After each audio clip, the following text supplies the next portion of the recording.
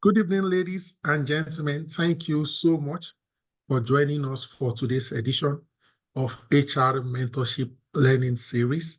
Tonight, we are going to be looking at a very important and timely topic, building a strong total rewards philosophy. Building a strong total rewards philosophy. And our facilitator tonight is not a stranger on this platform. In fact, he's a regular.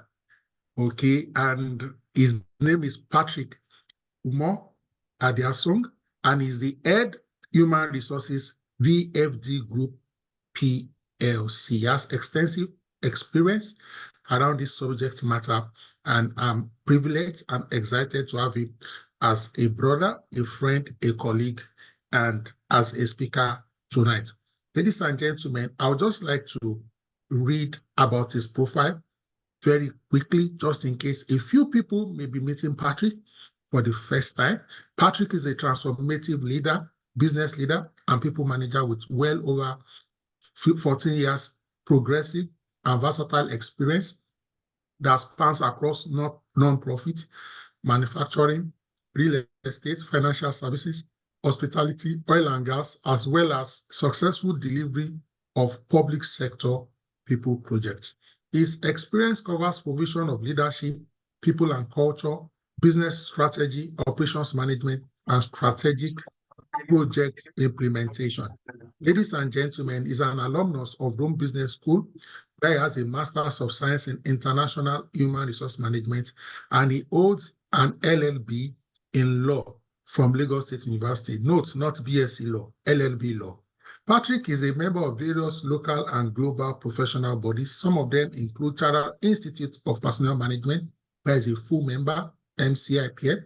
He's a senior professional in Human Resource International, SPHRI. He's a Chartered Human Resource Manager. Chartered Institute of Arbitrators of Nigeria is a member. He's a member of the Institute of Administrators and Research of Nigeria.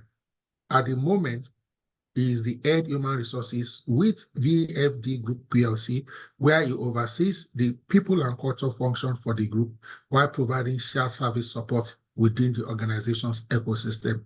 Ladies and gentlemen, I'm happy to present to us, speaking on the topic, building a strong total rewards philosophy. Patrick, you have the floor, sir.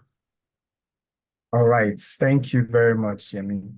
You know, something funny, I'm one of the few people who get the pronunciation of my surname right. It's quite a handful, and it's impressive that you're able to manage it. Well done. And like you said, pleasure to be here again. I'm a familiar face, and this is home for me, really. So today, I will be talking on the very interesting topic, building a strong total rewards philosophy.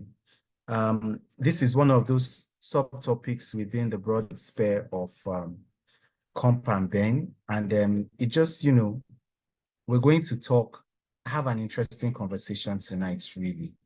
Why do we talk about total reward strategy? Of course, having an effective total rewards philosophy, it will help encourage, you know, employees to be more productive. I think it's one of the key things that determine whether an employee accepts a job, you know, in company A as against company B. And this has become, you know, once upon a time, when you talk about total rewards, it was out there. But right now, it's become more and more in our face. And I think it's one of those decisive factors within that would determine the success of our overall talent management strategy. So tonight we're going to be discussing the various components of total rewards, how you can create a total rewards philosophy for your organization. And interestingly, you know, total rewards, it talks about literally every aspect of your employee life cycle, from your compensation to your benefits, to what you experience in the organization, your career, your well-being. And, you know, just if you're one of those Abraham Maslow theories, you know, your overarching sense of self, achievements. All these are tied to, how you craft your organization's total reward philosophy. So let's start off with, I think the first question that we should address, which is, what is a total rewards philosophy? All right. Your total reward philosophy basically refers to your overall strategy and the guiding principles on how employees are rewarded, not just the financial compensation. I would typically say your total rewards is the full picture of everything you get and you will get working in one company against another. And this traditionally paints the whole picture. That's why it's called total rewards. It paints the whole picture, not just from the traditional financial perspective. It encompasses everything, areas like your benefits, the work environment, career development opportunities, and even more. All right.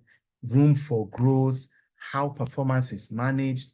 I mean, everything from even the look and feel of the organization. Right now, it's part of the total reward. Okay. And whilst discussing, I'll try and, be as practical as I can get, in talking about this very germane and very important topic. So according to the world of work, there are many frameworks as to the components of total rewards, but for the purpose of this conversation, I decided to constrain myself to the framework as defined by the world of work. Okay. And the world of work identified 5 major components of total rewards, being your compensation, your benefits, employee well-being, recognition, and career development. So, I mean, we're going to talk about these in detail, but, your compensation really refers to everything inclusive of, your base, your variable pay, everything that the employer provides. I like to call compensation your paycheck. Everything you see in your paycheck is your compensation, whether it's, direct pay, variable pay, everything in that paycheck makes up your compensation. Of course, benefits are those packages provided to enhance, the physical, emotional, and also familial safety of the employees. I mean, we're going to talk about that in detail. And then well-being has become more critical for employers to attract and retain employees, especially in the current world of work. So more and more people are recognizing the need for holistic well-being in order for them to lead satisfied, healthy, and motivated and remain motivated in life. So as a result, employees are expecting companies to promote employee well-being as part of their philosophy or part of their total rewards philosophy. Of course, recognition is very key. And for some employees, compensation and benefits are insufficient to keep them motivated towards excellent performance and loyalty. So people want their achievements to be recognized. They want to be celebrated. Hence, you now have different sorts of recognition programs. You have sports awards, tenure awards, performance awards, you have promotion, you have verbal appreciations, that can be done privately or publicly. While all employees may not need all these various types of recognition, I can tell you one thing for a fact: all employees do need respect in the workplace. So respect is also a form of recognition that all employees need to maintain a sense of dignity, psychological safety, and psychological safety in the workplace. Especially in this woke generation we have. I can tell you as a HR, professional, don't even assume, oh, even those employees, at the bottom of the ladder. Even drivers, I've had to what's the word? Hold a sort of conciliatory meeting between a driver, what we will call common driver, and the principal, because the driver felt he was not being treated with respect. And this is, I mean, if as low as a driver assigns to an executive, and that driver demands to be treated with respect, what more, would you say about professional staff? Okay. And there's one thing I'll keep on saying, I appreciate people, they say, appreciate the customers that speak with their mouths, because if they don't, they'll speak with their feet. So when your employees complain about not being treated with respect, if that is not addressed, I can guarantee you they'll start speaking with their feet in a very short space of time. And then finally, we'll talk about development. Employers who invest in employee development programs really are investing in the self-actualization need of their employees. Okay, we are all endowed with different gifts and talents. However, it is through education, training, mentorship, coaching, and relevant work experience, or on-the-job training, as it were, that these gifts and talents, become competencies that can be transferred to our performance on our various jobs. So we'll talk about some of these components in detail, and we will start off with compensation, okay? So compensation basically is made up of our base pay and incentive pay, okay? Your base pay is comprised of two types of remuneration. There's your wages and your salary, okay? Wages are often provided for unskilled, semi-skilled, temporary, part-time, or contract workers, all right? So jobs that, typically receive a wage, whether it's a daily wage or hourly wage, include retail, hospitality, especially construction industries. Employees who receive hourly wages are usually able to earn overtime pay.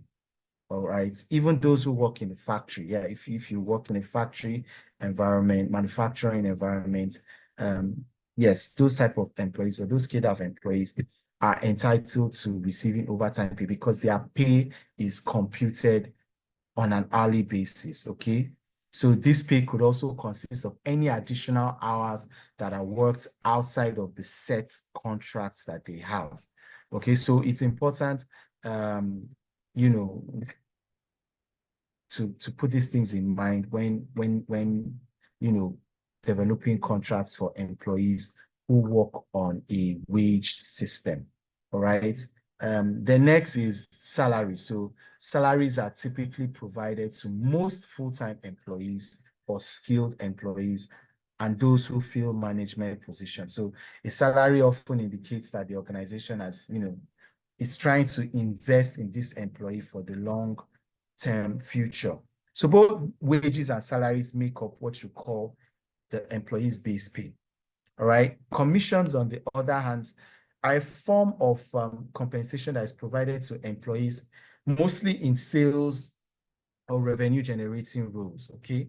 They are usually based on a predetermined achievement of a predetermined quota or target, as the case may be. So it could be a sales quota, sell X amounts of products, over a particular period of time.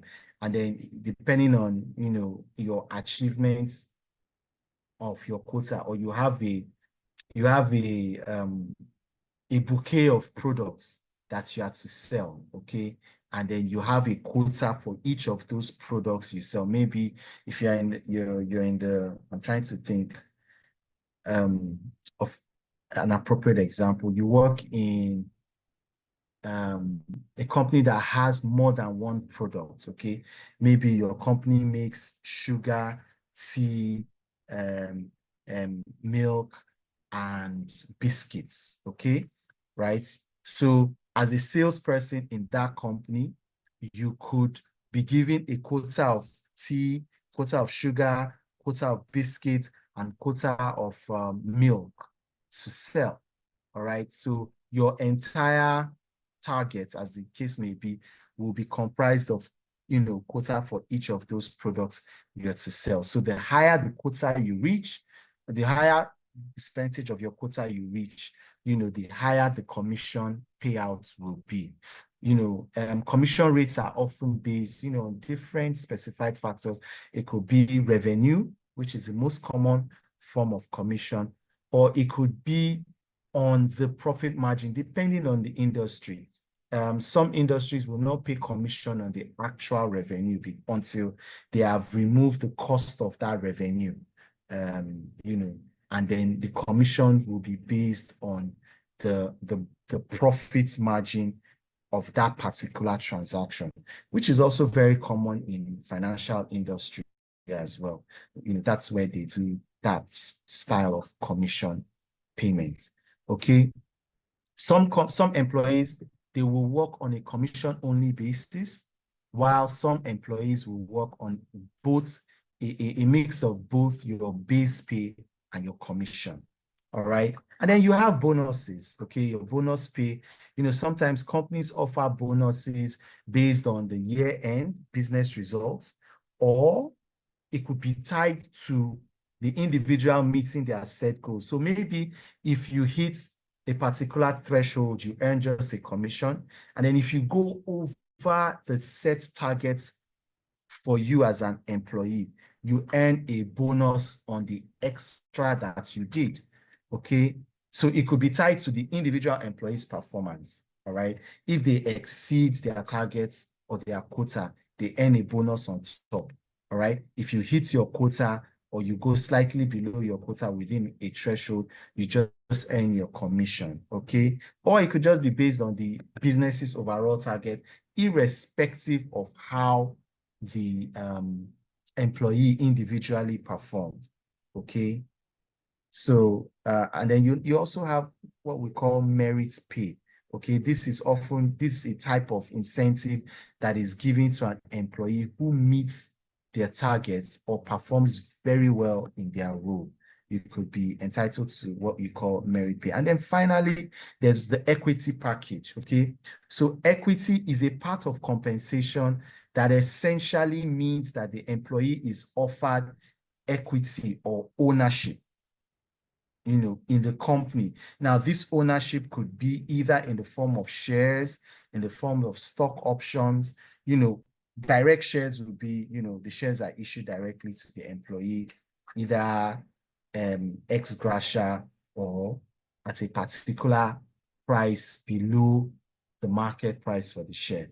Okay. While a stock option is, where at a particular point in time, the employee is given the option, voluntary option, to buy such shares in the company. Okay. Now, this is very common in startup companies. Okay. It's a little less common in established, businesses, but if you've ever worked in a startup or you work in a startup environment, you know that stock options or equity is a common part of their payments. Okay.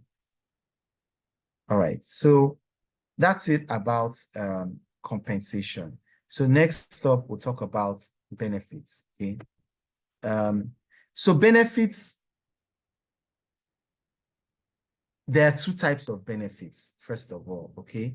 There are legally required benefits. Those are benefits that as an employer and as a HR professional, you are legally bound to provide for your employees.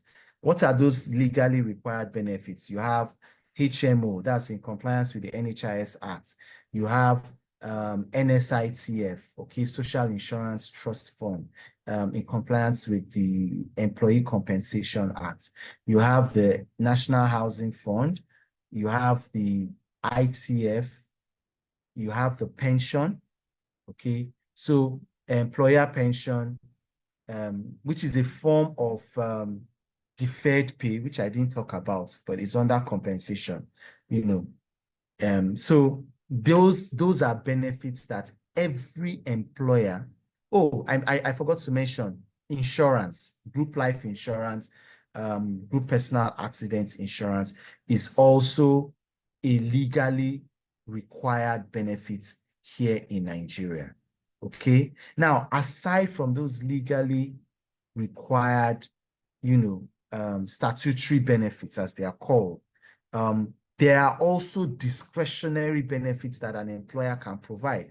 Now, these benefits, discretionary benefits, could broadly be classified under 4 subjects or 4 buckets. There are benefits at work, benefits for health, benefits for financial security, and lifestyle benefits. So benefits, and again, this list is not exhaustive, okay? So benefits at work could include flexible working hours, paid time off, a robust leave, food and beverages, learning and development opportunities, maybe both locally and globally or internationally, gifts, employer-sponsored activities, TGIF, yes, provision of lunch, a status car, driver, all these are some of the benefits at work that an employer could provide for employees. Then you look at health benefits. There's healthcare. Some companies go the extra mile. Apart from the basic, they offer, very robust HMO or healthcare plans for their employees, or they can go as far as providing international health insurance cover, for employees who travel often. All right. Wellness is becoming more and more front burner, and we'll talk about wellness later on. And then there's employee assistance. Once upon a time, employee assistance program was a nice to have, but I think it's becoming more and more of a common denominator when we talk about employee benefits. Okay. And then for financial security, I talked about pension, group life insurance, group personal assurance, group personal accident insurance, sorry, stock options, staff discounts.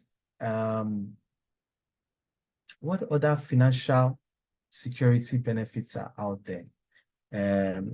Deferred pay, additional voluntary contribution by employers. Some companies do that for certain employees.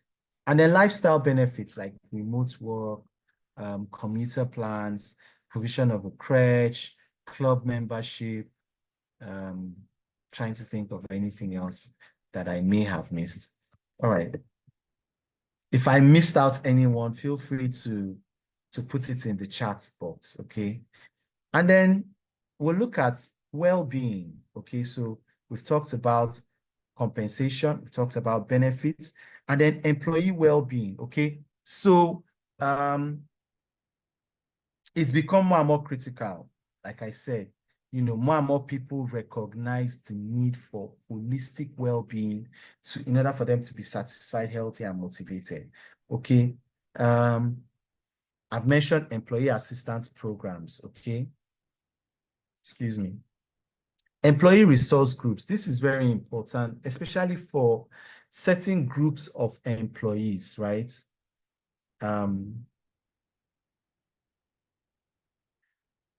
Certain groups of employees, especially if you've worked with, I know these employee resource groups are pretty common with expatriates, especially, I'll give a case in point, Indian expatriates, they have support groups, okay? If a new Indian is coming into the country, once he gets into the country, right? There's this employee resource groups. They are there to support him in terms of looking for schools. They have their own community where they have schools for their children. They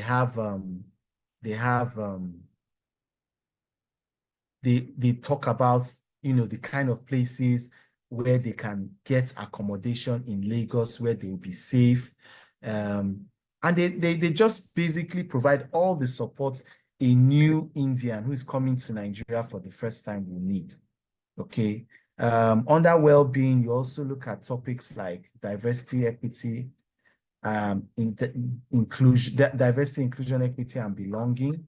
Okay. These have also blossomed over the past few years because many organizations now review and address how equitable and inclusive, their organizations are for diverse employee populations. And it's no longer, I'm happy that the conversations around D&I are no longer centered just around gender balance or gender parity or, male to female ratio in the office. It's become broader and, now includes a lot more nuances that are prevalent in the society and the world we find ourselves in today. Okay. Other things like flexible work schedules, I've mentioned company-sponsored events like Bring Your Pets to Work Day, Family Day, Bring Your Children to Work Day, all right? These are all aspects of well-being that, make up your total reward, as it were. And then you look at recognition, okay? Recognition has become very key. You see, for some employees, like I said, compensation and benefits alone will be insufficient to keep them motivated. So people want their achievements to be recognized, okay? I mentioned different types of recognition, sports awards, promotion, verbal appreciation, and I mentioned respect, okay?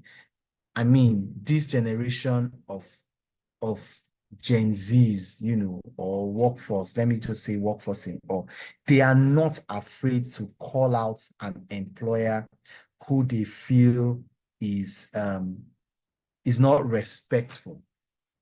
Okay, so gone are the days where you could just bully employees and get away with it. Now you bully an employee, the next thing they will switch on a ring light, and then you find your organization,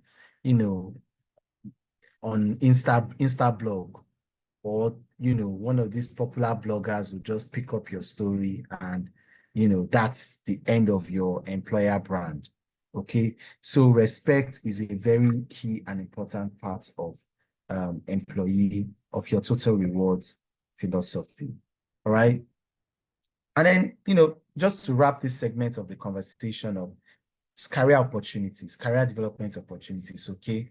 Employees, learning and training programs are important, okay, for employees. This could be in terms of workshops, educational resources, all those things that they need to grow is also part of your total reward. And then your career advancements, career paths, okay? Is there room for growth?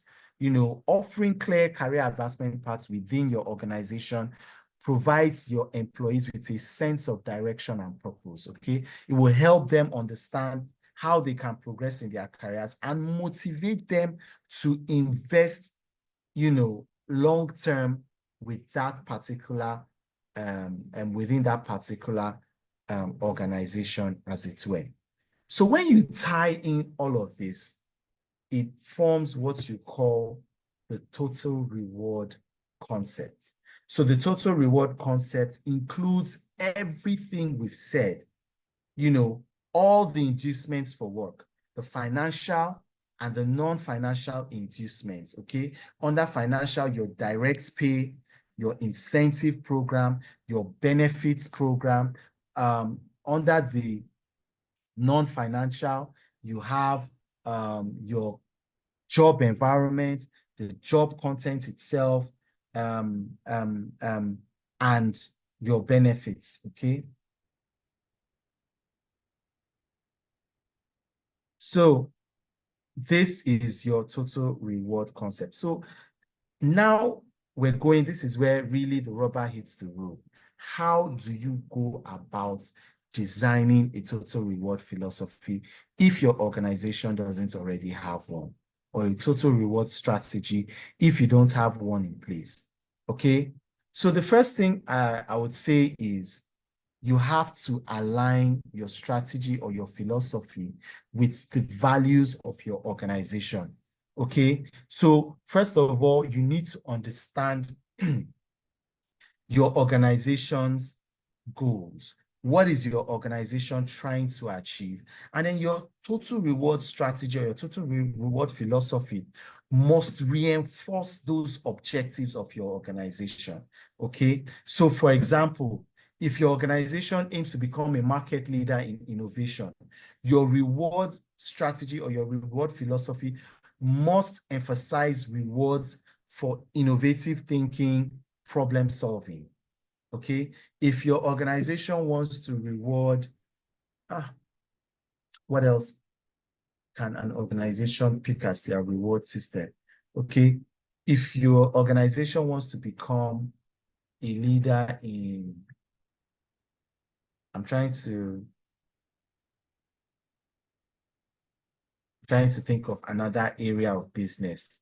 Anyways, it will come to me later.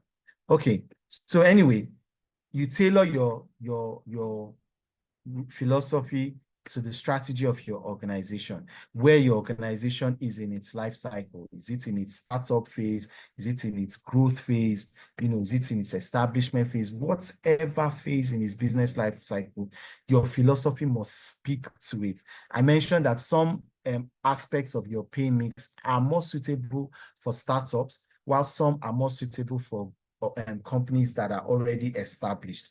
And then you tailor your rewards to suit the different employee segments. Please, in total rewards, not all employees have the same needs and preferences when it comes to rewards, okay? So you have, as HR professionals, we need to tailor our reward offerings to the different employee segments, okay? And, address these variations. So for example, I've had a case where an employee was promoted and, one employee was given a salary increase. Do you know what the employee said? He said that increase in his salary, we should pay it into his pension account as an additional voluntary contribution. So of course, a pay increase was not a motivation to that particular employee segment, okay? They wanted something else apart from money, okay? So you need to really, really, really, really tailor, there's what we call individualization. Gone are the days where your reward system was a one size fits all, okay? Different employee groups as well would require bespoke reward system. The way you reward your front office employees will be different from the way you reward your back office employees.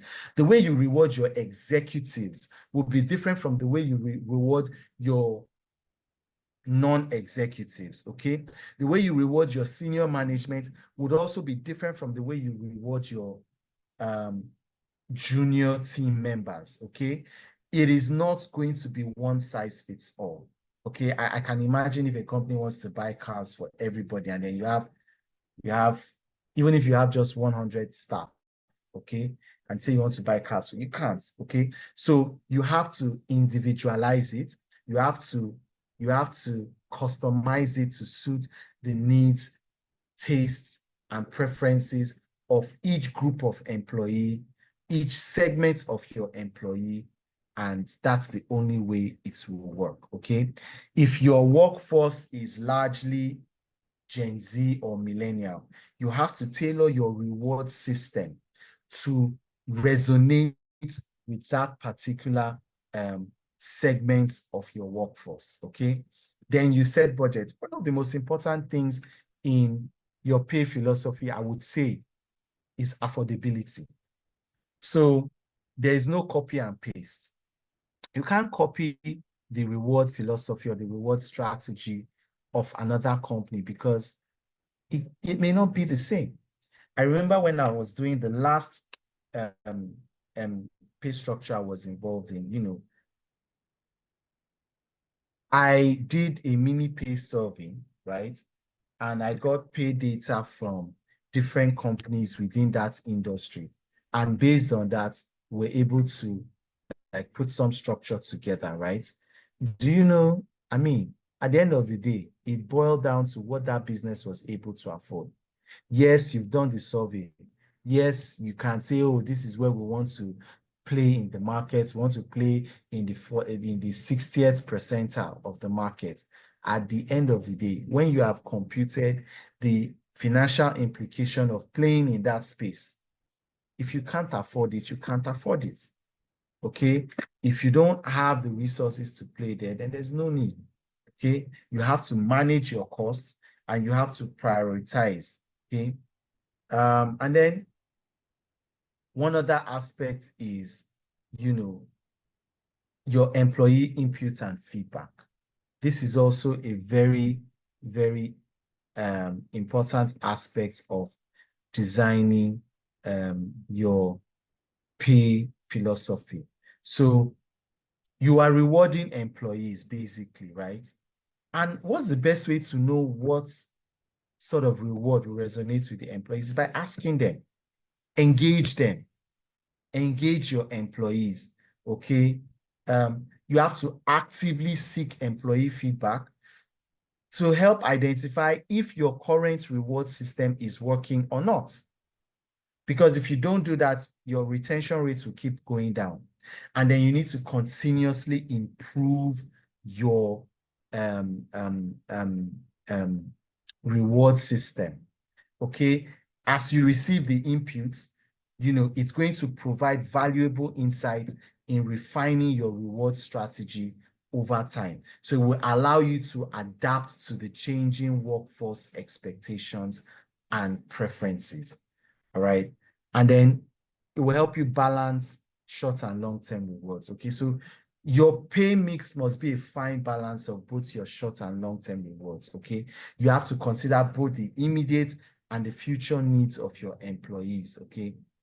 It's important to help because long-term rewards, they are key drivers for employee retention, and employees who see opportunities for career growth and financial security are more likely to stay in the organization in the short and the mid-term. Okay. So what are the best practices? Okay, we're wrapping up soon. The best practices for an effective total reward philosophy. I'd say, first of all, you need to keep on benchmarking within your industry, within your geographical location, and look at the trends, okay? This will help you remain competitive, okay? And whilst doing your benchmark, you need to factor in local cost of living considerations. You need to, you know, regularly keep your data fresh, all right? And because, I mean, the war for talent is real. It's very real out there. Organizations are losing their employees to other organizations who are able to stay ahead of the curve. Okay. I can't overemphasize incorporating employee feedback and preferences. You need to always keep engaging your employees. All right. Review exit interview trends to identify, you know, what are those unmet expectations that led to turnover and, you know, could lead to future turnover. You know, enable employees to use, or if you can, get employees to exchange unused perks and customize, you know, their benefit selection based on their lifestyle needs and, you know, their preferences. So certain employees who maybe they don't make use of HMO, and they trade in that HMO benefit for something else that is more relevant to them. Okay, I'm trying to think. An employee may prefer, some employees have spouses that are already on robust HMO plans. So they don't want to be on HMO plans again. So that money, they would rather invest it, yeah, or rather have a benefit that speaks to, say, club membership. Okay, or they would rather have that money to travel abroad for a training. Okay, so we need to be flexible. And I remember one particular employee, I'll just mention this. I was trying to recruit this employee, and this employee told me straight up that, hey, all through his career, all through his marriage rather, he has always used a particular hospital. I'm not going to call the name. And that hospital is on our premium HMO cover. You know, unfortunately, the employee was not senior enough to be on that premium HMO cover. But because the employee said it was a deal breaker, he's not going to move his medical records, medical history for himself and his family out of that hospital to another hospital. So if that hospital is not on the offer, he's not going to accept our job offer. He'll stay where he is. You know, we had to make an exception. We did it. We did it for that employee. Okay. So you can't just use the old straitjacket approach. It doesn't work anymore. Okay. Determine the optimal mix of rewards. Okay. So your reward, there's that fine line between, you know, your financial and non-financial that will give you that balance you're looking for. Okay. Your rewards philosophy should support internal talent mobility. Okay. It should provide room for growth within the organization, or if your organization has an ecosystem, it should also provide that kind of room for growth. Because if your employees are not growing within your organization, they'll seek for growth elsewhere. All right.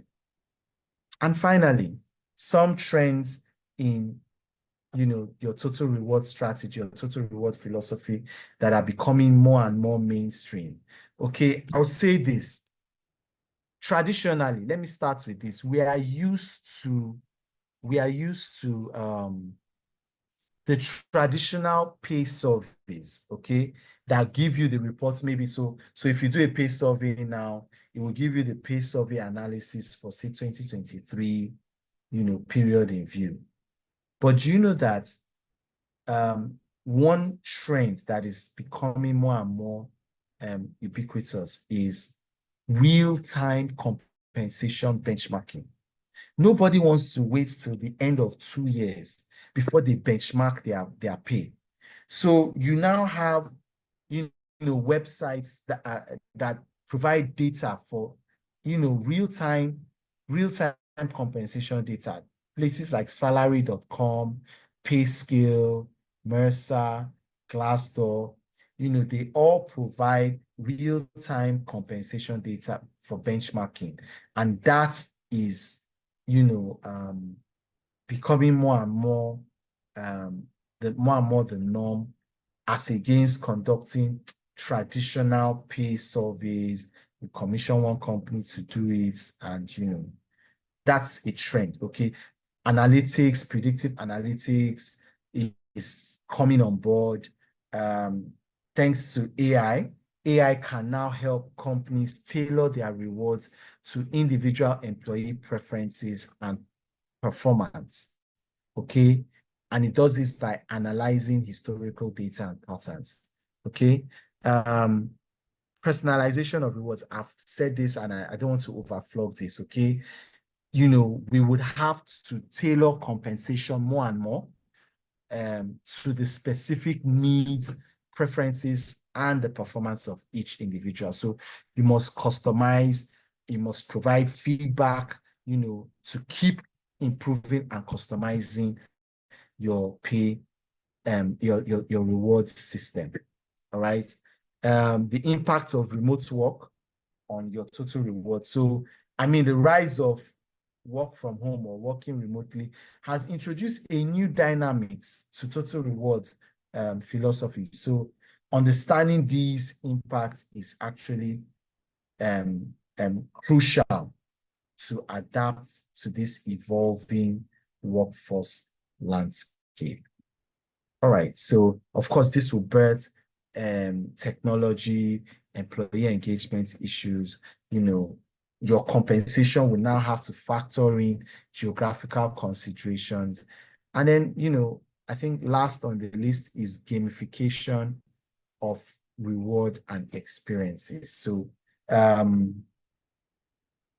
rewards, you know, could now take different forms, okay, as against the traditional annual promotions or pay reviews.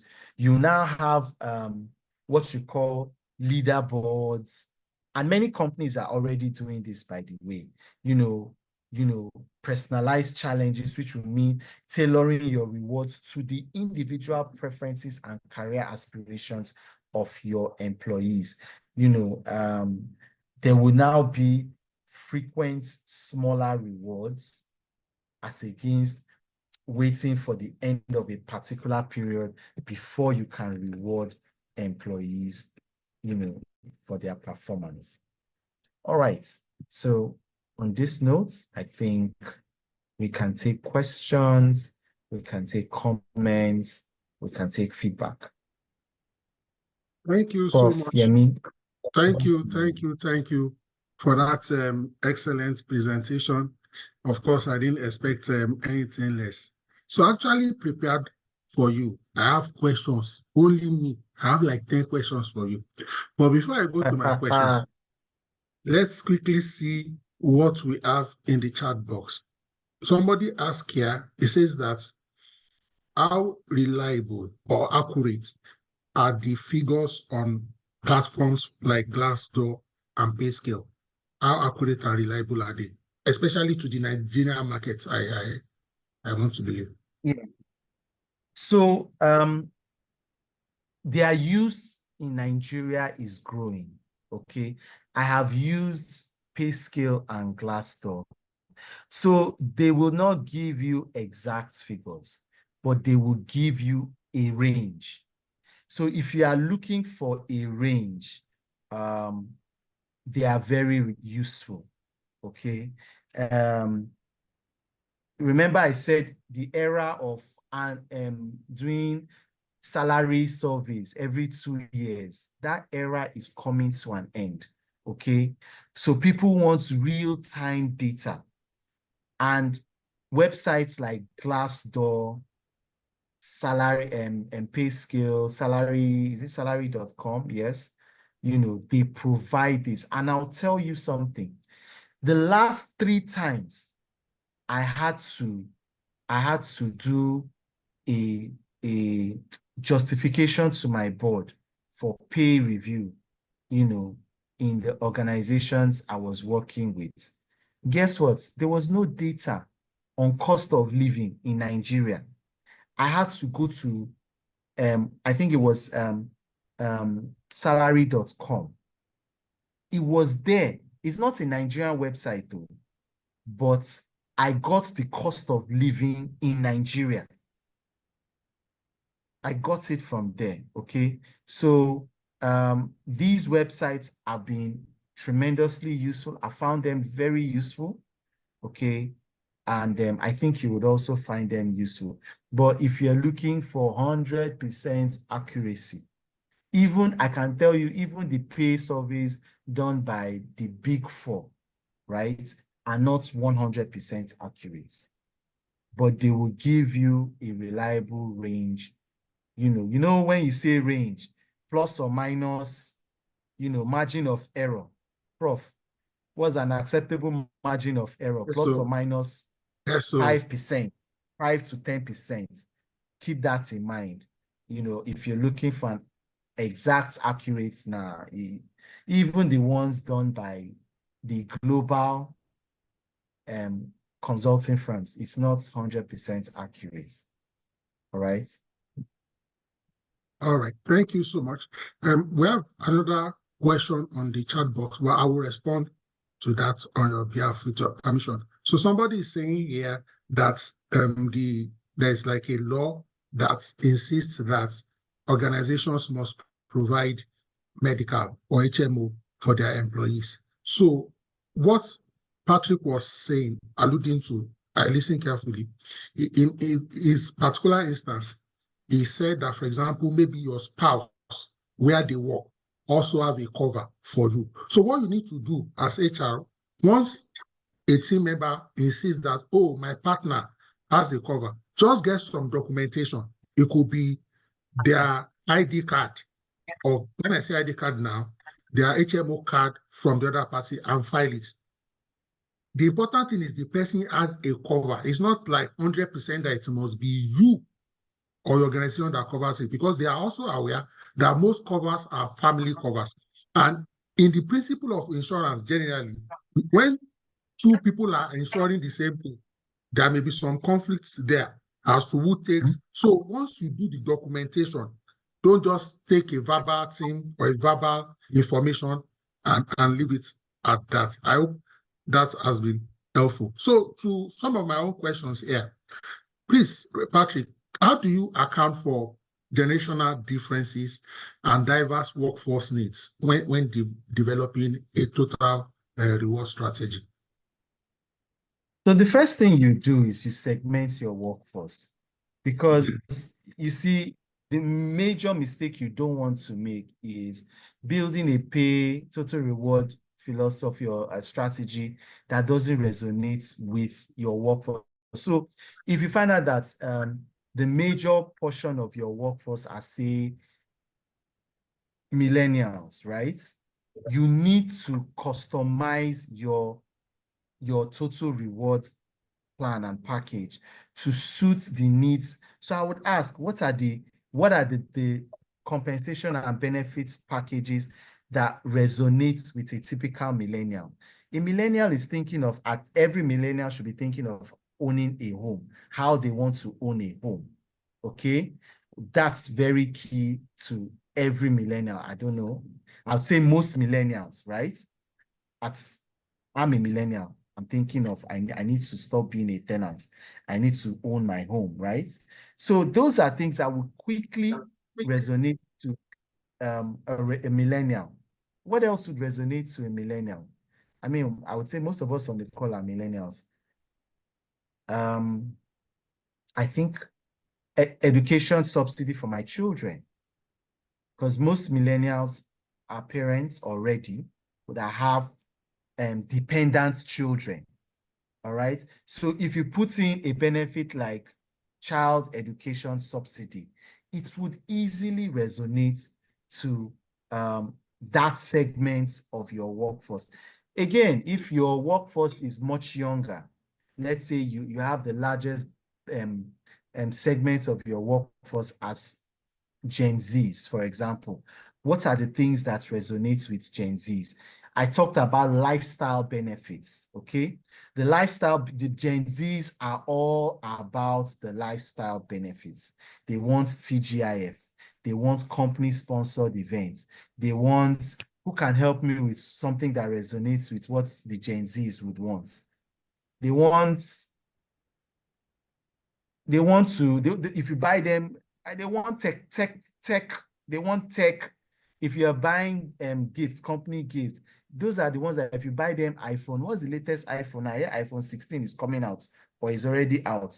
You give them an iPhone 16, they will be very happy. But Prof. Yemi, let me use you as an example. If I say I want to count, I don't know how much an iPhone 16 is. I count that money and to buy you iPhone 16. Yes, he will take it, he will like it, but it may not resonate as much as if we say we're taking care of catering for the school fees of all your children. You know, I mean, see, he's nodding. Exactly. So that would resonate a lot more to a millennial. If you see a Gen Z that already is a parent, there's something that's the outlier. Okay. So they are not thinking about things like that. Okay. So we need to be able to, I think the point is you need to understand the makeup of your workforce, you know, and then you now customize it to speak to the to resonate to the needs of your workforce makeup. I hope that kind of addresses the question. Thank you very, very much. My next question is, what metrics or KPIs do you use to assess whether the total reward philosophy is effective and working? Very, very good question. And the KPIs are the first KPI is your attrition rate. Okay. So if your total rewards philosophy, your total reward strategy is not working, guess what? Employees will be leaving. They'll be walking out the door. Okay. Secondly, look at your employee engagement. All right. So in your attrition, look at your exit interview reports. Okay. What reason are they stating for leaving? If they are leaving and they are telling you for financial reasons, okay, pay reasons, you know that there is a problem with your compensation. Okay, do you need to benchmark it? Do you need to realign it with markets and economic realities?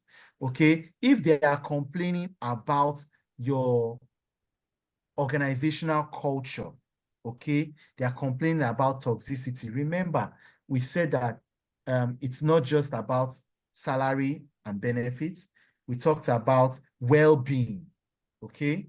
So if it's a well-being concern that they are giving as the reason for the attrition, then you need to look into it.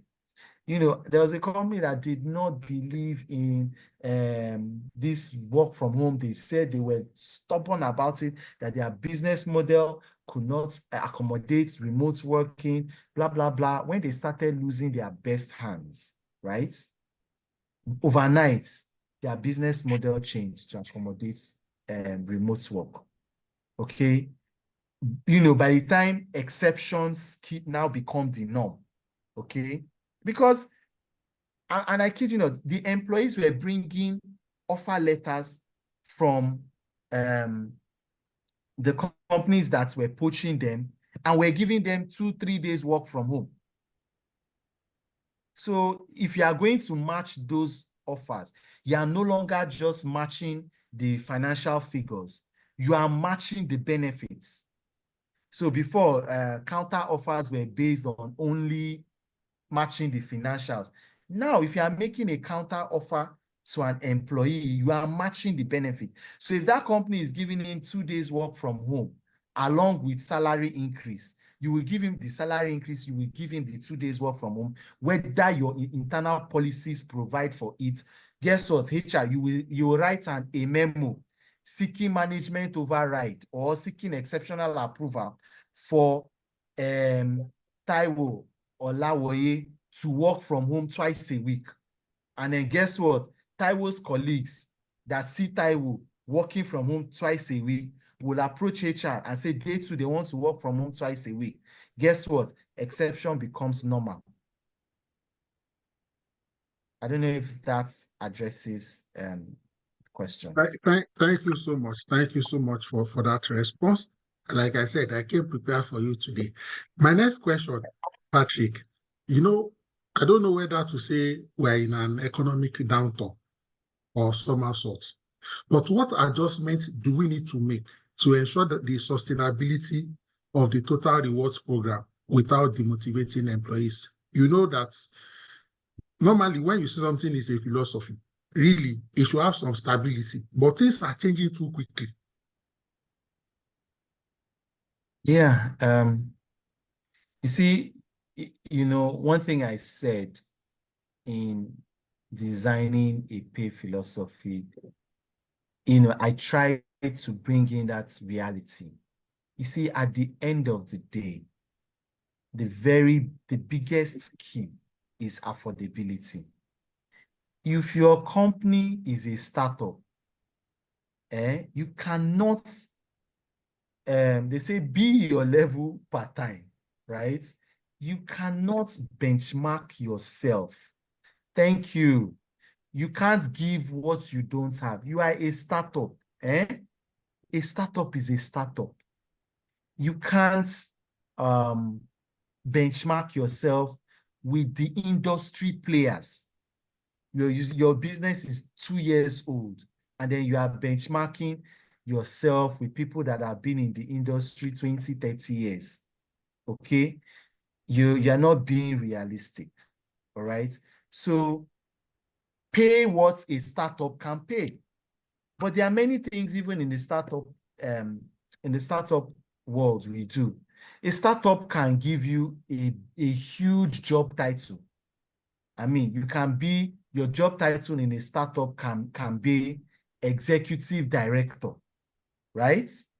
But we know, you and I know, ED in a startup is maybe manager in a much bigger established player. But some people would like the managing director of social affairs. Yes, those are the things that startups can offer. If you want a big title, you only get a big title from a startup, okay? You know, but you're not going to get such a grandiose title in a PLC without, without paying your dues and paying your dues really well, okay? A startup can give flexible work culture. Yes, correct. But the structured organizations may not be so quick to grant that kind of flexibility, okay?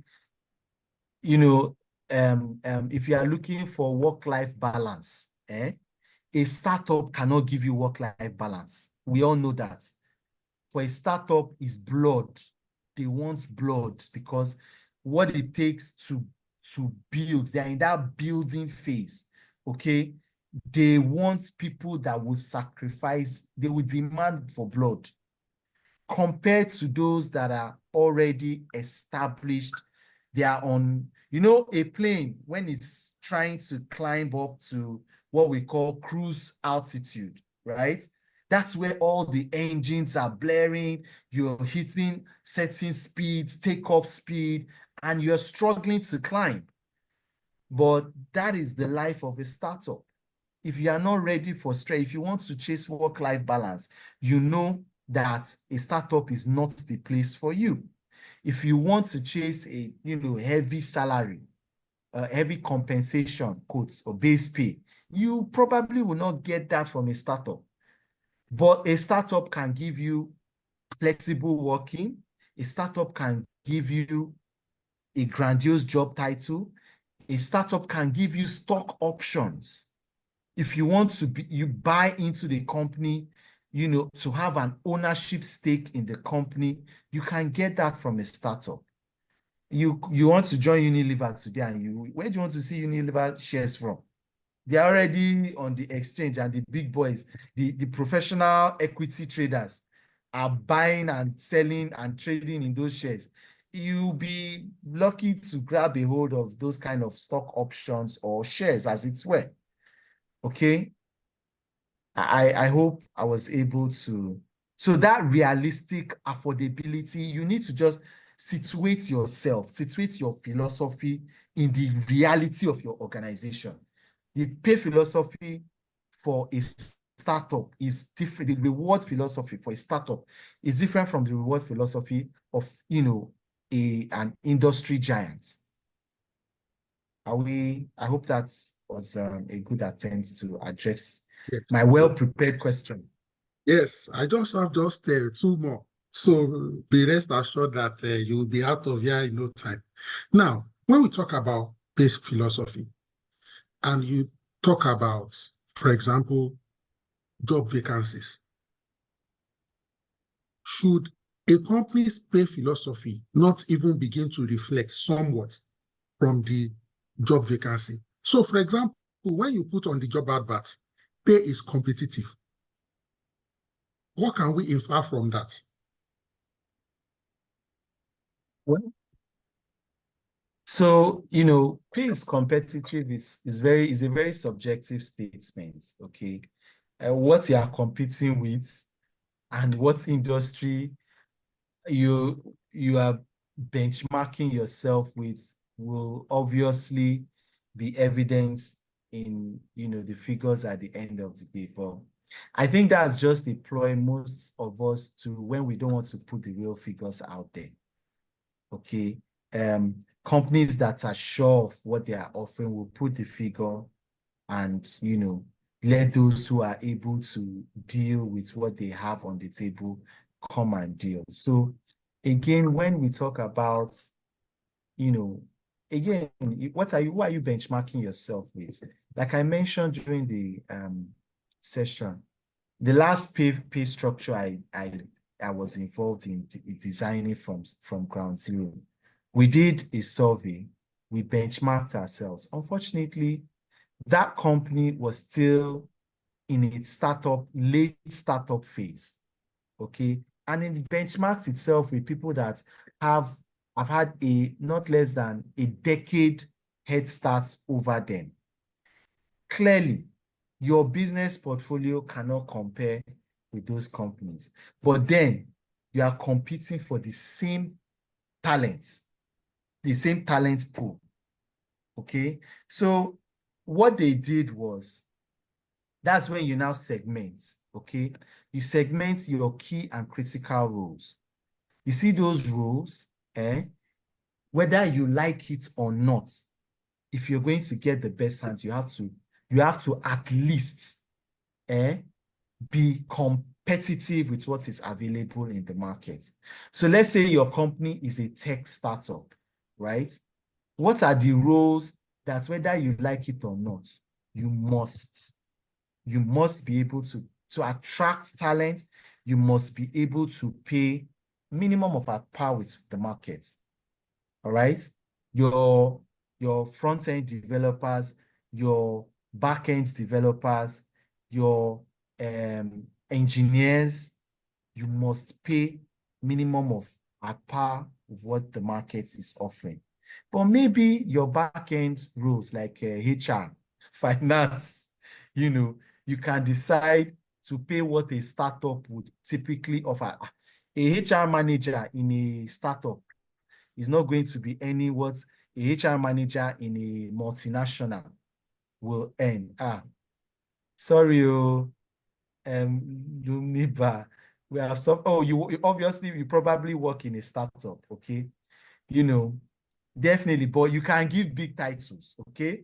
You can you can say I'm CHRO or HR director in the startup, okay?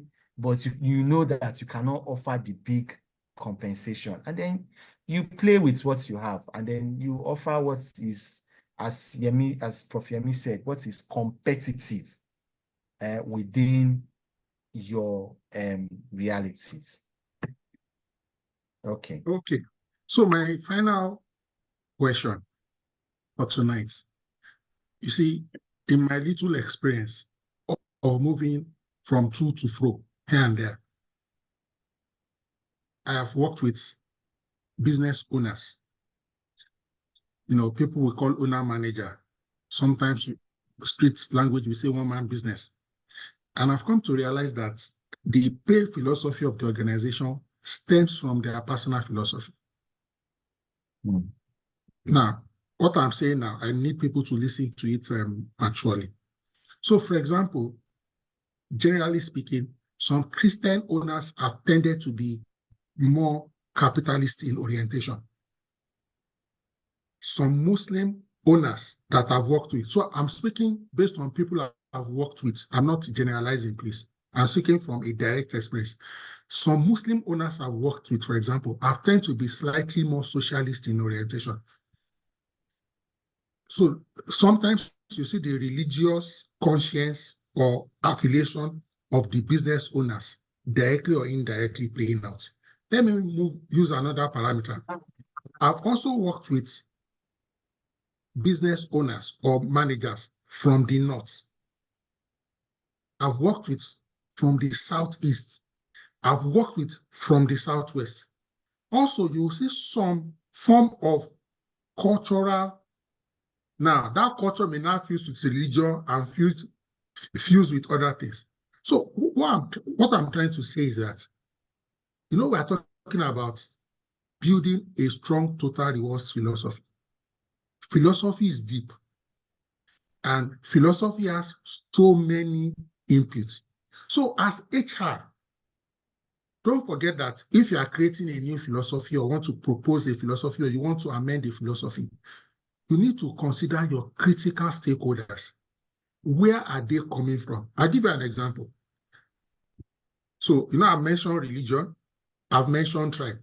Also, the drivers, promoters, or owners of the business, the kind of places they have worked before they set up the company matters. So I've worked in a big organization where the owner never worked in a structured environment before. Never. So it's very easy for him, for example, to wake up and say, go and fire that guy. But I've also worked with a business owner before who worked with a top 4 global consulting firm. After he has told you what he wants, he will now tell you that, please, everything I've said, please, you must align with the process. Why? He worked as a management consultant for 21 years. He will just say, look, I'm just telling you, my dear, so you are the process owner. So if anything I have said will not fly, flag it. Or if you need to customize it in a way that can fly, flag it. Again, when you're about to take a job, these are some of the probings we need to do directly and indirectly to know that the philosophy of the owner or the dominant director or the dominant decision maker to some extent aligns with your philosophy. Without mentioning him, Patrick is somebody you know. This guy is stupendously rich. His organization is stupendously rich, but intentionally, he pays salary anytime. So when I say anytime, you can pay 25th in January. In February, we pay 30. In March, he won't pay at all. He will now pay April 3. Then in May, he will now pay on the 22nd. One day. Trust me now. We know him. We know him. I'm not always okay. You understand what I mean? I say, sir, why are you doing this thing? To my surprise, he responded. He said, Oluyemi, you have to not allow employees to be at ease. When they know the salary is coming on 25 and it comes, they will take things for granted. We have to keep them on their toes. That is his philosophy. That is his philosophy. You know, some organizations delay pay if genuinely they have cash flow. There's no cash flow problem. It is just his way of letting people know that I'm still the boss here. Sadly, he transferred that philosophy to the organization. You know why? After payroll have been prepared, you still need the chairman to approve the payments. So you will have queued the payment since 19. He will approve it 3 weeks later. You know, when we talk about philosophy, we have both formal and informal. As HR professionals, we need to understand the informal levers and drivers. That's why sometimes when people maybe get 2 or 3 job offers at the same time and they reach out to me on a personal note to suggest or advise, me, I'm not looking at which job has a better pay. I'm trying to check what are the philosophies of the promoters of the businesses. What are their philosophies? Because at the end of the day, you may suggest and they won't accept. Give one more example, and I'll hand over to Patrick to respond, react, say whatever he has to say about these things I'm saying, even though it doesn't look like a question. Do you know that if somebody earns 400,000 naira in a month and is paid consistently on the 25th without fail, and somebody else earns 700,000 naira in a month, but is paid haphazardly 25th, 29th, 30th, 4th, 5th, guess who the bank will give a loan? The person that gets 400,000 naira on the 25th. So the amount you get paid is a benefit. Then the consistency of the payment is also a benefit. I'll say that one more time. Whatever figure or amount that you pay employees is a benefit. Then the consistency, because that person can now go and take, you know, abroad, even now we do it, you say things like credit worthiness. Credit rating. So you want to take a mortgage, you want to take a loan. The employee with 400 consistent will throw a mortgage easier than the employee 700, but anytime. What are your reactions on some of this, Maya? Should I call it rants or reflections or experience? It's, I mean, very interesting because even on a personal note, you and I know that there was a job offer I got and I had to reach out to you to you know, remain safe, you know, and the perspective you gave me affected my decision on whether we both know I didn't take that job offer anyway at the end of the day because I didn't want to pursue, I didn't align with the philosophy, the total reward philosophy of that organization. So everything you've said resonates with me. You see, they say leadership is symbolic because everything comes from the top. Um, the reward philosophy is going to emanate from the person at the helm of affairs. And sadly, somebody in the chat said, you can't give what you don't have. So HR may come and say, let us have a lead philosophy, let us lead the market and benchmark ourselves at the 70th percentile. You provide all the data, you put it in there. But if the owner doesn't, believe in that process or that structure, we are just speaking English. I know of a business owner who, at the end of the day, wanted to do a pay review, and, I was supporting the process at that time. I did all the standard recommendations. We do across board, we do merit, we do this. I gave all the options. The person kept on saying yes, yes, yes, but did not sign it until we printed the schedule of all staff. And then the person started looking at all the staff one by one. Give Yemi, increase Yemi's own. Yemi is earning 1 naira, increase it to 1 naira 50 kobo. Charles is earning 750, increase it to 1,000. And there was no science. Basis. Yes, there was no science behind it. Who is Charles?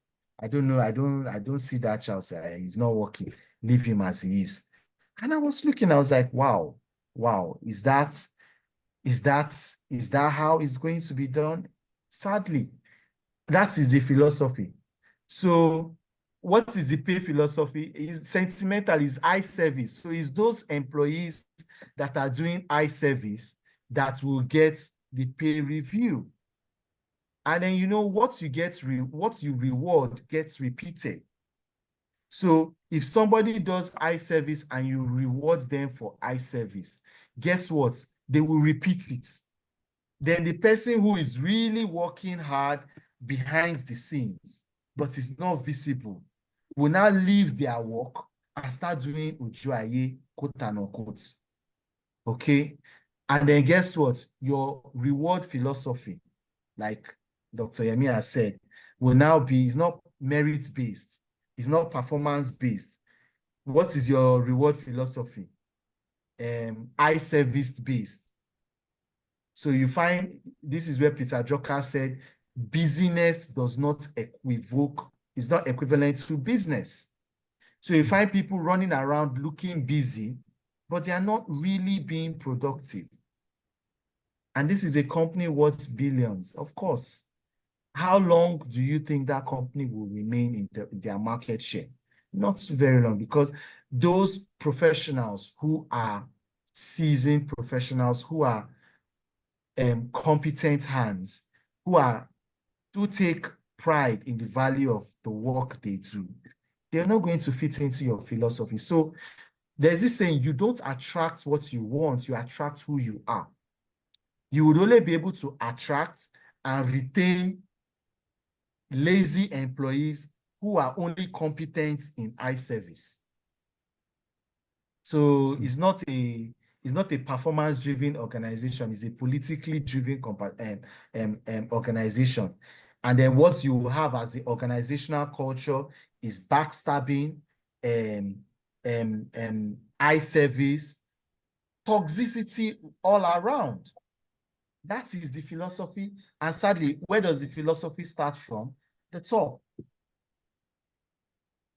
Gossiping, exactly.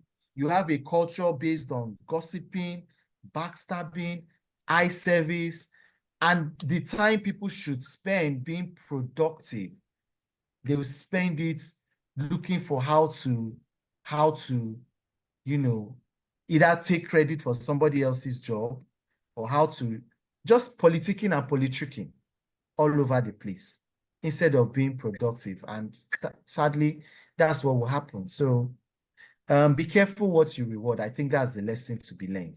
Okay. If you reward mediocrity, mediocrity will be repeated, right?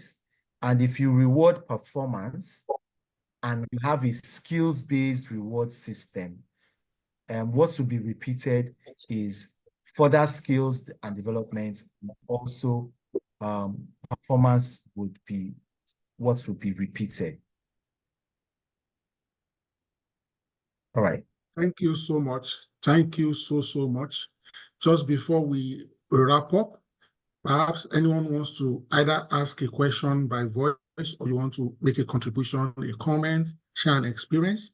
If you raise your hands, we'll quickly enable you to share your thoughts or reflections or perspective. Or someone wants to say something they've learned or picked tonight. I see Binu, you're ready. Murunke, please go ahead with your contributions, please. Okay, good evening, sir. The last word good evening, sir. I would really appreciate this building a stronger reward philosophy. I learned one or two things and it gave me an eye opener. In my organization, exact thing is what is happening there currently, and it has been giving me a setback that in a situation where I try to propose to the GMD that, okay, can we have the reward system? If it's 25%, you want to go across board. But I just noticed that it wasn't signing it. I keep coming, it wasn't saying it. So the next thing just said, I should go ahead and print all the staff, and we have like up to 250 staffs. So we printed the next thing, said, this one, for 10, 20. So when Mr. Patrick was talking, I was just laughing here that, oh, this is my chairman. And you see him that he really prefers people that will come to him to come and talk to him. And I keep looking at this organization. I said, God, people cannot grow here. Even I myself as an HR, I'm finding a way to say I want to leave this because when you try to bring in that, this is the way we should do it. No, you cannot tell me, do you know more than I do? How can you want to give a reward, but your reward is just basically on people that you see that they are working on, some people that you don't need to see their face and they are working hardly. But I want to have a small question, sir. At this type of organization, what can the HR do? Thank you, sir. I don't envy you right now. I'm happy I'm not the speaker. You have the floor, please.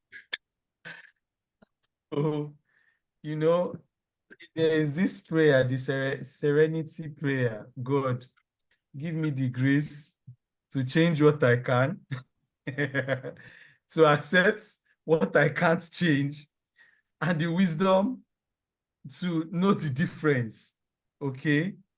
I think I will give you the serenity prayer. May God give you the grace to change what you can, the patience to accept what you can't change, and the wisdom to know the difference.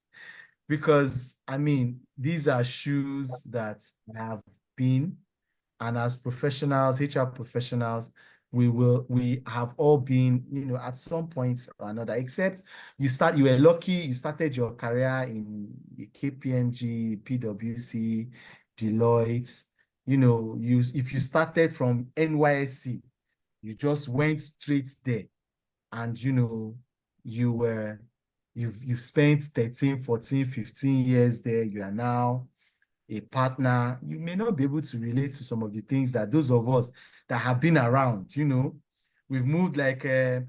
Yemi said, we've moved from here and there. So in the process of moving from here and there, we've seen this, and I completely relate with you. So all I can pray with you on is the serenity prayer. May God just help you know the difference and, you know, accept what you can't change. You can't, it's their business, sadly. Who are you? You're an employee. If I tell you that you use one toothpaste and talk to him, maybe he will listen to you after using that toothpaste. I don't know if there's such a toothpaste, please cut for me too. You want them to cut soup. Cut soup for me. If you have one, there's none. Fantastic. Thankfully, philosophy is part of the topic of today. So if some of the responses are philosophical, please, is in line. We're in order. I will quickly take contributions, comments, or questions from Honora. Iggy Honora, you have the floor, please. Then Lumniba, you are on standby, and that'll be all for tonight. Okay, thank you very much, Doctor. I'm sorry I was in and out.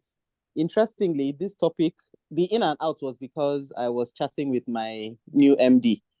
Mr. Patrick, as always, a pleasure, always inspirational. What the last speaker said is exactly what I was talking to my MD about and exactly what I'm going to say now. You see that serenity prayer, add something else to it. There's a Chinese saying that says that if you stand by the river long enough, you will see your enemy's corpses float by. In theory, what I'm saying is that if you have enough patience, the turnover, the dysfunction, the lack of productivity, and hopefully one day a customer will withdraw valuable business from your company because of somebody's ineptitude, carelessness, indifference, or even just vengeance. I don't know if you're following me. Sometimes you need to wait for the corpses of your enemies to float by. Sometimes you need to wait for things to scatter. That's the conversation I've just had now. A valuable employee who did not know he was valued has left. I am now being called at 8 p.m. on a Sunday night to be asked, what are we doing?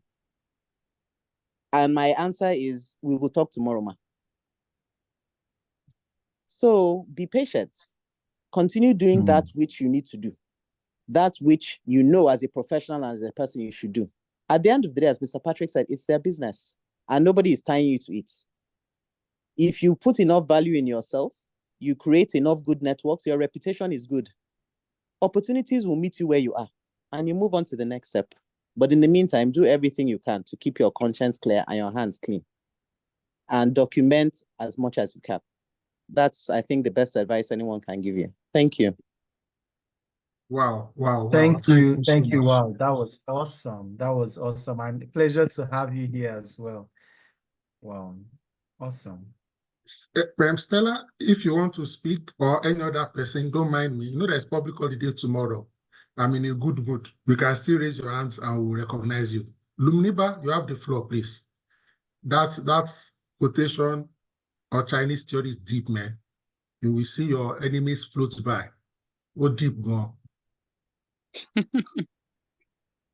Okay, thank you, Dr. Yemi. Thank you, Mr. Patrick. This is like one of the most practical webinars that we have had. Anyway, since I joined the mentorship group, and this really resonates with a lot of the things that I've been going through. So what I want to say is it's kind of a question at the same time, just putting something out there. I know that reward systems are created or designed, reward philosophies are designed to promote positive reinforcement to ensure that people keep on performing and doing the stuff that they're doing. But then, where is the place of negative reinforcement, where people don't do what they're supposed to do? How do we marry that? How is that being managed? Because if that is being addressed, then things like politicking and eye service will be able to not exist, or at least be minimal. So how do we manage that part of rewarding, even though mostly rewards are supposed to be positive? All right. Very, very, I mean, that's a deep question. And interestingly, a sufficient answer will not be fully or will not be solely within the confines of this conversation. There are many other things that will go into addressing it holistically. Things around organizational culture, things around leadership, things around performance management, okay? Those are things that you would need to incorporate to address the negative reinforcement or, corrective actions for non-performance or any kind of performance that will be against or inimical to your reward system and your reward philosophy.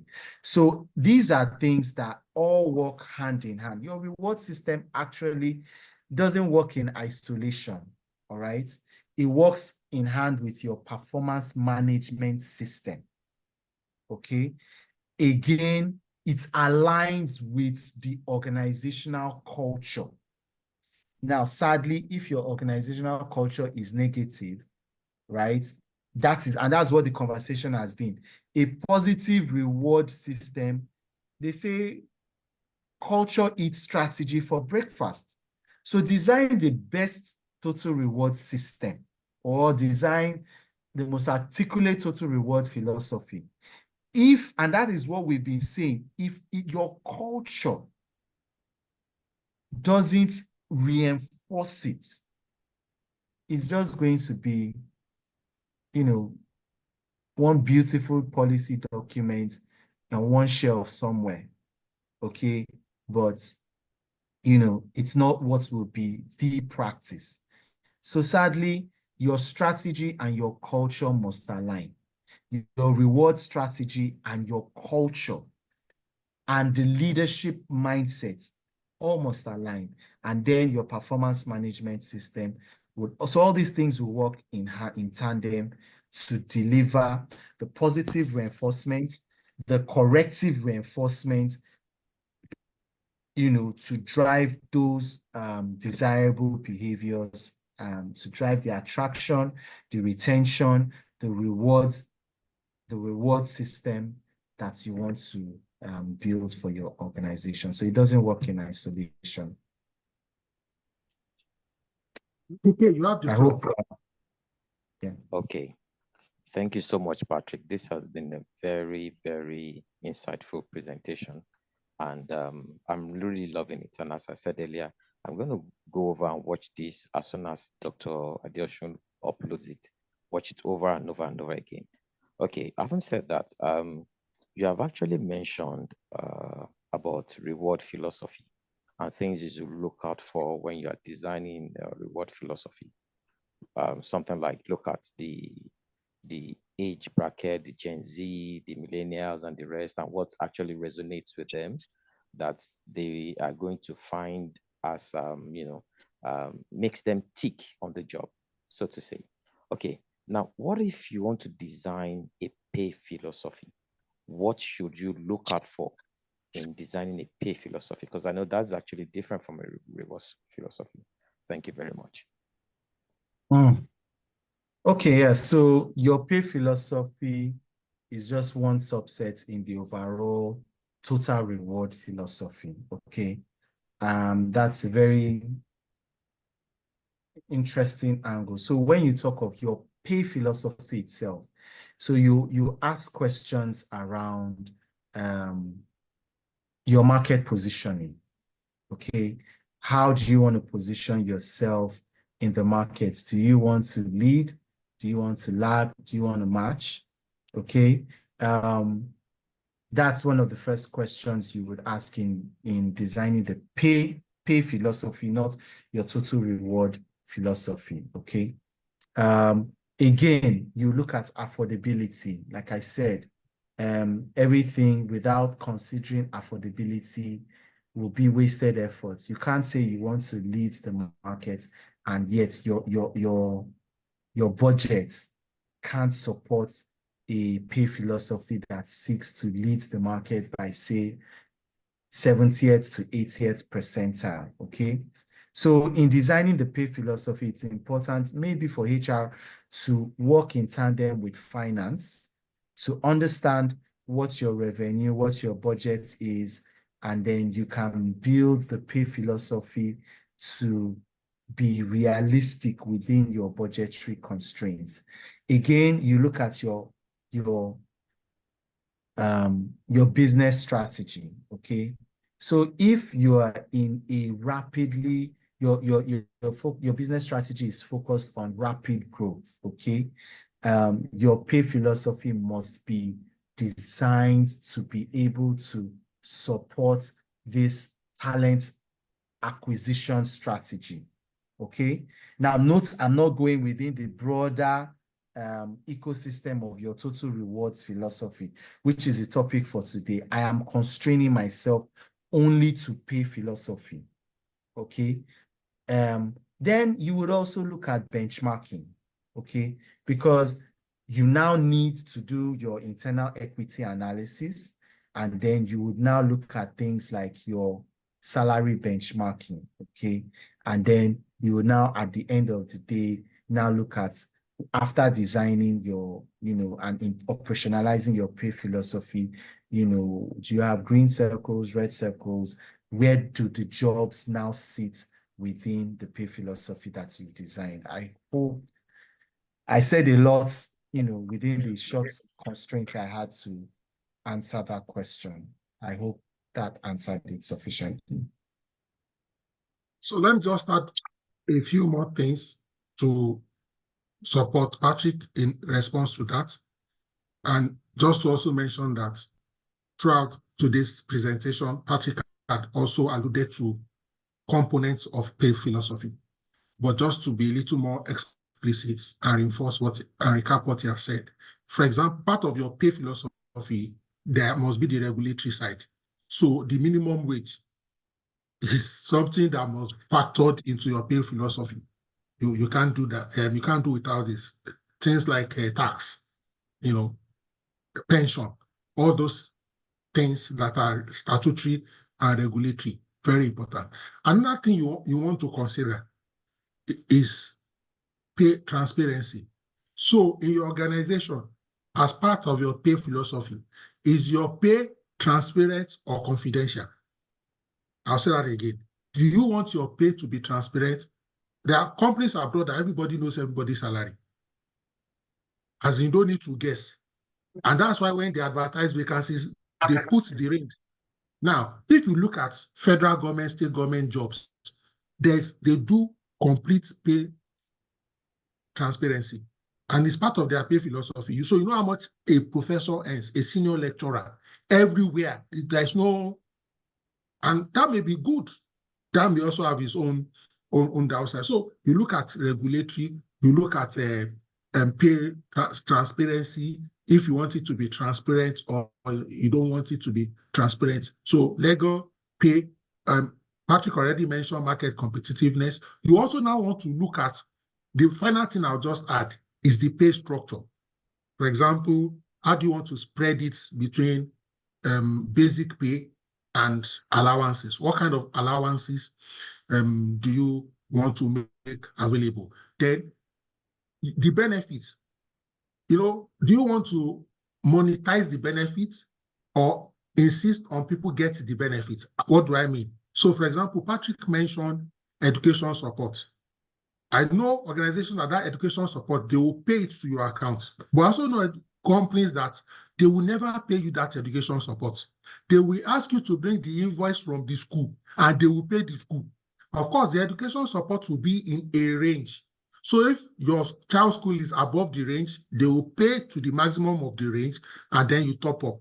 Or if the school fees is lower than the range, they won't reimburse you the difference because it's education support. If they also give you something like, say, membership of a gym, they will pay to the gym. If you like, show up. If you like, don't show up. But some people can say, no, monetize the education, monetize. But it's a philosophy to say, no, I want that real benefit to get to you, not the money of the benefit.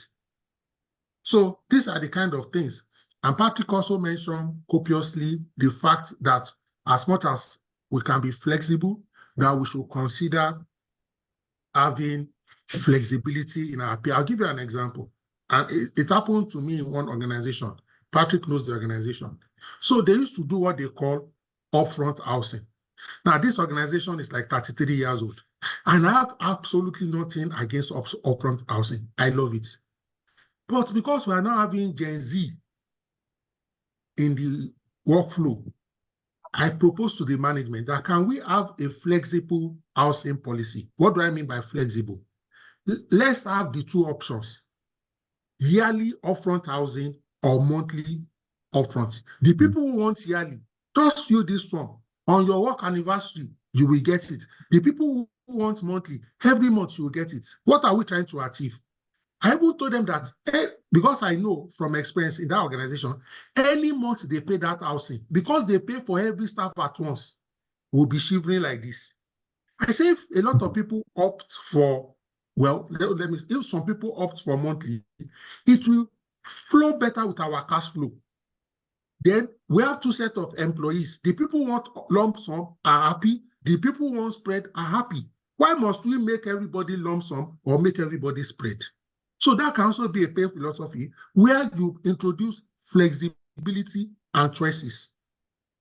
So how do you want people to perceive their benefits? Last and last and last, finally, you know when you say finally, brethren, and it's because it is Etini, and Etini is one of my, you know, when you say somebody is a regular, I'm sure if you don't have a webinar, I will log on. Etini, you have the floor. It's because you're my guy. Oh.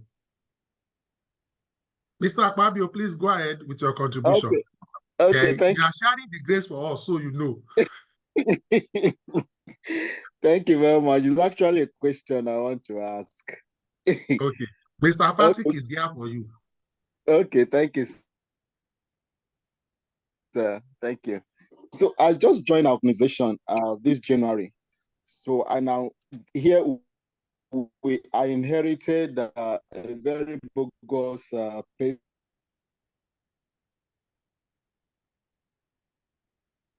structure, salary structure. We're up to 40. It also classified. We have for junior staff, we have for senior staff separately, we have for middle management. So while trying to review the condition of service, this is part of the item that we had to look at. So we're considering what's best salary structure to adopt. So I just want to ask, because we have had so many simulations. So I'm asking, as a Oga Patapata of compensation and benefit, what do you propose for us to adopt if there's any particular standard of salary structure? So that's just my question. So it's I'm struggling to, maybe there's a lot of missing details for me. Okay. So I don't know, I don't have a picture of what exists, right? To say, okay, yes, this is what you should do. You know, maybe we can have a conversation offline where you can give me some more context, but with just this information you've shared, it's difficult for me to give you a recommendation on what type of salary structure to adopt.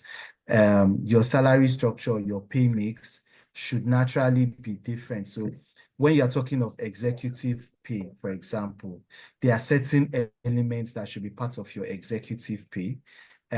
For your regular employees or back-end staff, there are certain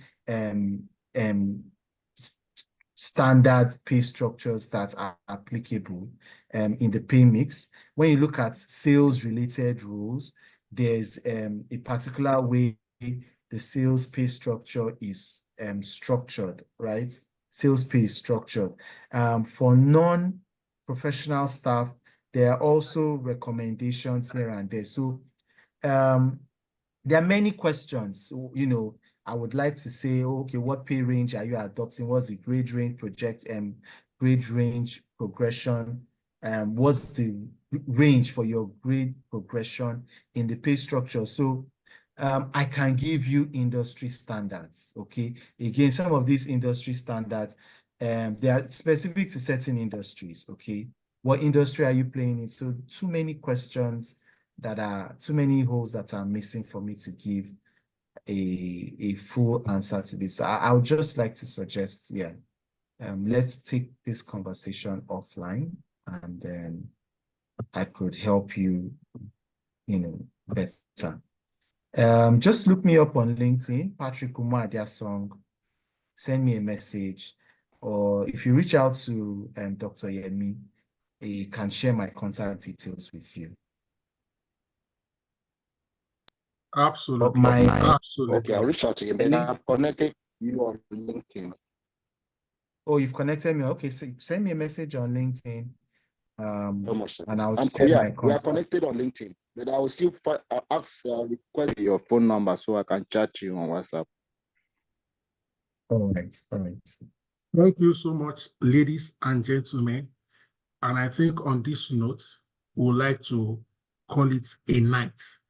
This has been intense, it has been engaging, and even for me, it has been exciting, very enriching. I would like to most sincerely thank our facilitator for so generously, graciously accepting yet again for the umpteenth time to speak, share, and discuss with us. Ladies and gentlemen, I'd like us to say thank you by voice. If your mouth is not busy, if you're not munching something, it's time to say thank you so much. Thank you, you very Patrick. much, sir. Thank you so much. Thank you. Thank you. Thank you. Thank you, sir. Thank you so much, Thank guys. you, Dr. Yemi. Thank you. Thank you so much. Thank you, Mr. Patrick. Thank you, sir.